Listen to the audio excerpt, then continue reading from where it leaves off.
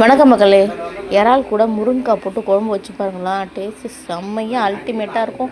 வாசனை அப்படியே வாசல் வரைக்கும் வீசுங்க. அந்தளவுக்கு சூப்பராக இருக்கும். அவ்வளோ காம்பினேஷனாக இருக்கும் ரெண்டுக்கும். இறாவை முருங்கைக்காய் போட்டு அவ்வளோ வாசனையாக இருக்குங்க. நீங்கள் வச்சு பாருங்கள். இந்த குக்கிங்கில் அங்கே தாங்க போட்டிருக்கிறேன். யூஷுவல் எப்பயும் போல் காலையில் எழுந்து தண்ணி தெளித்து கோலம் போட்டுட்டு அடுத்தது டீக்கு 5 o'clock எழுந்துட்டேன். டீ போட்டு டீ குடித்ததுக்கப்புறம் கொஞ்சம் ஃப்ரெஷ்ஷாகிடும் நமக்கு. டீயை குடித்தோமா, அதுக்கப்புறம் ஒயிட் ரைஸ் வச்சுட்டு எறா குழம்பு, எறா வறுவல் செய்யலான்னு ஃபிக்ஸ் பண்ணிட்டேன். சரி, எறா குழம்புக்கு ரெடி பண்ணுறதுக்கு வெங்காயத்தை பொடியாக கட் பண்ணிட்டேங்க. வெங்காயம், தக்காளி, பெரிய வெங்காயம் 2 எடுத்துக்கிட்டேன். ஒரு தக்காளி, ஒரு 4 தக்காளி எடுத்துருக்கேன். எல்லாத்தையும் பொடியாக கட் பண்ணி வச்சுட்டு இஞ்சி பூண்டு பேஸ்ட்டு அரைச்சி வச்சுட்டு, இஞ்சி பூண்டு பேஸ்ட்டு கூட வெங்காயமும் தக்காளியும் கொஞ்சம் போட்டு அரைச்சி வச்சேங்க. அதுக்கப்புறம் தேங்காய் அரைச்சி வச்சுக்கிட்டேன் தனியாக. தேங்காயில் பெருஞ்சீரகம் கொஞ்சம் கசகசாவும் போட்டு அரைச்சி வச்சுருக்கேங்க. இது வச்சுட்டு மசாலா என்னென்ன எடுத்துருக்கேன்னு தெரியுமா? வீட்டில் அரைக்கிற மிளகாத்தூள் தான். வீட்டு மிளகாத்தூள் இருக்குல்ல, அது எடுத்திருக்கேன். தனி மிளகாத்தூள் 1 ஸ்பூன், வீட்டு மிளகாத்தூள் 2 ஸ்பூன். உங்களுக்கு காரத்துக்கு அது மாதிரி போடுங்க. குழம்பு நம்ம எவ்வளோ வைக்கிறோமோ அதுக்கு தகுந்த மாதிரி காரம் வச்சுக்க வேண்டியது தான். அப்புறம் கரம் மசாலா கொஞ்சம் எடுத்து வச்சுருக்கேங்க. போட்டு எண்ணெய், கடுகு, பட்டை, லவங்கம் போட்டுட்டு அதுக்கப்புறம்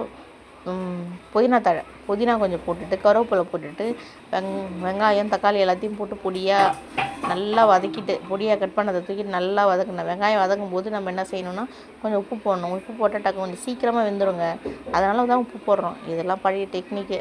அதுக்கப்புறம் தக்காளியை போட்டு நல்லா வதக்கிட்டு அதுக்கப்புறம் எறாவை எடுத்து போட்டு நல்லா வதக்கிட்டு, முருங்கைக்காய் போட்டு நல்லா வதக்கிட்டு, வதங்கினதுக்கப்புறம் நம்ம என்ன செய்யணும்னா மஞ்சத்தூள் கொஞ்சம் போடணும் கலருக்கு. மஞ்சத்தூள் போட்டு வதக்கிட்டு அதுக்கப்புறம் தண்ணி நமக்கு எவ்வளோ குழம்பு வேணுமோ அதுக்கு தகுந்த மாதிரி குழம்பு வச்சுக்கலாம். இந்த தக்காளி வெங்காயமும் கொஞ்சம் அரைச்சி வச்சுக்கிட்டேன். திக்காக இருக்கும், கொஞ்சம் நல்லாவும் இருக்கும். அதுவும் அரைச்சி எடுத்து ஊற்றிட்டேன். இஞ்சி பூண்டு பேஸ்ட்டை போட்டு வதக்கிட்டு இதுக்கப்புறம் நமக்கு தண்ணி எந்தளவு குழம்பு வேணுமோ அந்தளவு தண்ணி வச்சுக்கலாம். அதுக்கு தகுந்த மாதிரி தேங்காய் இருக்கணும். திக்காக வேணாலும் யூஸ் பண்ணாலும் திக்காக வச்சாலும் வச்சுக்கலாம். சிலவங்களுக்கு தண்ணியாக வச்சா பிடிக்கும். ஆனால் அன்றைக்கி வச்ச டேஸ்ட் பாருங்க, செம்ம சூப்பராக இருந்துச்சுங்க. நல்லா இருந்துச்சு.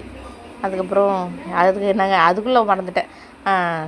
வெங்காயம் இதெல்லாம் வதக்கிட்டு தண்ணி ஊற்றிட்டு இந்த மசாலா வச்சுருக்கோம்ல, நம்ம மசாலா எல்லாத்தையும் போட்டு நல்லா வதக்கிட்டு தேவையான அளவு தண்ணி ஊற்றிட்டு கொஞ்சம் ஒரு கொதி வந்தோடனே இந்த தேங்காய் அரைச்சி வச்சுருக்கோம்லங்க, அதையும் எடுத்து ஊற்றிட்டு அப்படியே மூடி வச்சுட்டு ஒரு 2 கொதி வந்தோன்னா அப்படியே தெரு வரைக்கும் வாசனை, அவ்வளோ வாசனை வருங்க.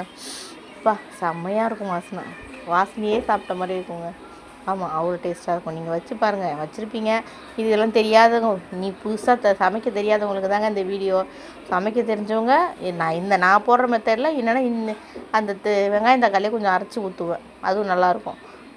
அப்புறம் சிக்கன் மசாலா வேறு கொஞ்சம் போட்டிருக்குறேங்க. அதையும் லாஸ்ட்டில் நான் காமிச்சிருக்கேன். சக்தி சிக்கன் மசாலா எடுத்து வச்சுருக்கேன். அதுவும் போட்டிருக்கேன்.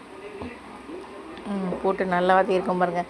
அது சமைச்ச டைமில் கொஞ்சம் அப்புறம் தான் வாய்ஸ் ஓவர் கொடுக்குறோமா, அதனால் அது கொஞ்சம் இதாகிடுச்சு, ஃப்ளோவில் போயிடுச்சு. சரி, இது நினச்சிக்காதீங்க. ஆனால் குழம்பு டேஸ்ட்டாக இருந்துச்சு. அதுக்கப்புறம் எறா என்ன செஞ்சேன், எறாவுக்கு மசாலா ஒன்றுமே இல்லை. நம்ம நார்மல் குழம்பு தூள் தான் இருக்குல்ல, அதை தான் போட்டேனே.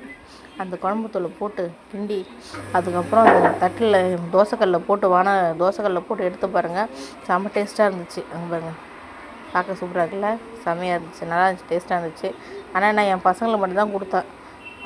எல்லாருக்கும் கிடைக்காது. பசங்க 2 பேருக்கு மட்டும்தான் கொடுத்தேன். அப்புறம் மீன் வறுத்தேன். எங்களுக்கெல்லாம் தேங்காய் அரைச்சி ஊற்றிட்டு வச்சாச்சு. சூப்பராக இருந்துச்சுங்க. இந்த ஐபிஎல் வர ஸ்டார்ட் பண்ணிட்டாங்க. ஐபிஎல் ஸ்டார்ட் பண்ணதுலேருந்து ஈவினிங்கில் அழகே அழகு சீரியல் அவ்வளோ சூப்பராக இருக்குது. அதை பார்க்க முடியல. அன்றைக்கி ஏன் துணை அழகே அழகு சீரியல் அழகே இப்போ தான் ஸ்டார்ட் பண்ணியிருக்காங்க. ஆனால் சூப்பராக இருக்குது. என் குழம்பு சூப்பராக இருக்குது, அழகே அழகவும் சூப்பராக இருக்குது. கிண்டிகிட்டு இருக்கேன் பாருங்க. நான் மாட்டினேன் தோசைகள் வர போட்டு எடுக்கிறேன். அடுத்தது என்ன பேருன்னே தெரிலங்க.